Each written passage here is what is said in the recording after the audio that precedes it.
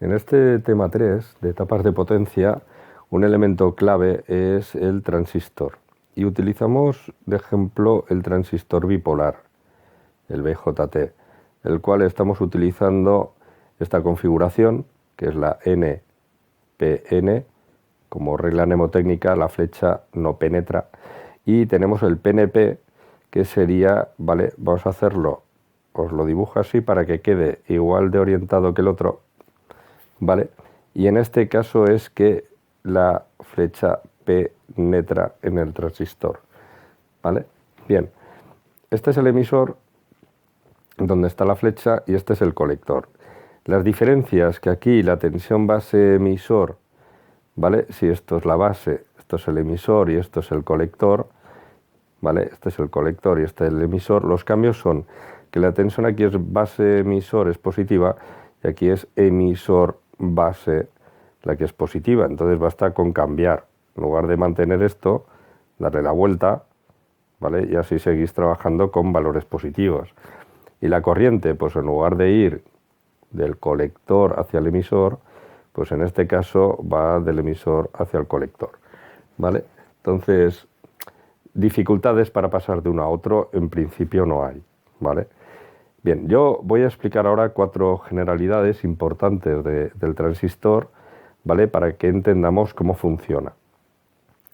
Bien, en realidad básicamente el transistor consiste en que es un amplificador de corriente, es decir, nosotros lo que tenemos es, ¿vale? Normalmente este sería el circuito básico, ¿sí? Y tenemos aquí una tensión VCC, aquí tenemos una tensión de base, una resistencia, ¿vale? Y tenemos, digamos, 2 mallas. Aquí tenemos la tensión colector-emisor, ¿vale? Y analizamos la de base y la de colector. Cuando diseñemos, lo suyo es empezar primero siempre por la del colector, ¿vale?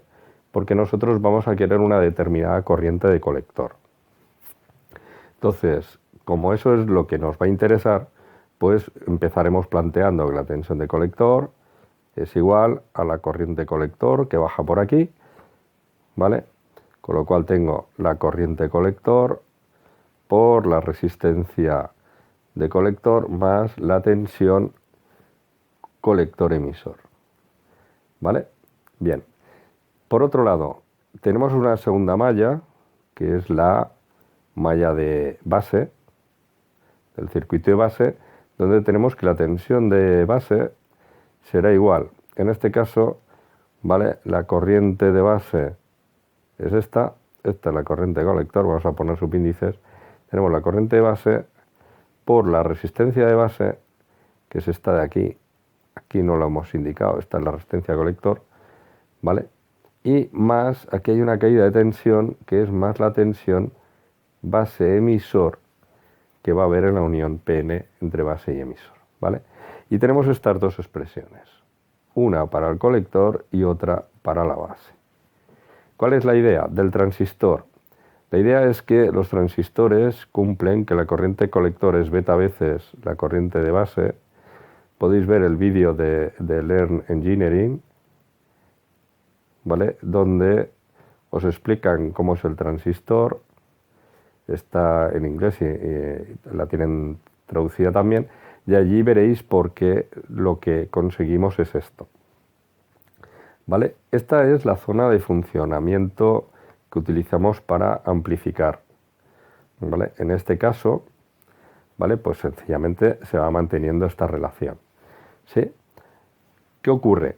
Que llega un momento que en el colector, como nosotros la tensión de colector y la resistencia de colector nos va a limitar el paso de la corriente de colector, veremos que esto tiene sus limitaciones. Una es muy fácil y es primero empezar diciendo que si la corriente de base es muy pequeña, ¿vale? Es pequeñita, partamos del caso más extremo, que es que la corriente de base es 0, pues entonces tenemos que la corriente colector es 0. Si la corriente colector es 0, vemos que la tensión en el punto que estoy marcando en el transistor pasa a la resistencia. ¿Qué tensión veremos ahí?